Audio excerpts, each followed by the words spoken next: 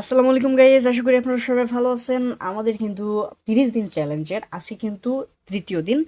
So তৃতীয় দিন আমরা ট্রেড করব। আমাদের টার্গেট কিন্তু আজকে হচ্ছে $6। সো আমাদের তৃতীয় দিনের টার্গেট হচ্ছে $6। সো আমাদের স্টপ লস আজকেও থাকবে $12।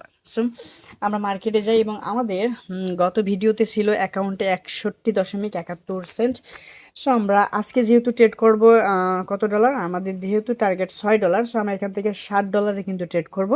সো আমি ভিডিওটা লং করব না, লং না করার জন্য আমি এখান থেকে 5 সেকেন্ডে ট্রেড করব, সুন্দর একটা মার্কেট খুঁজি।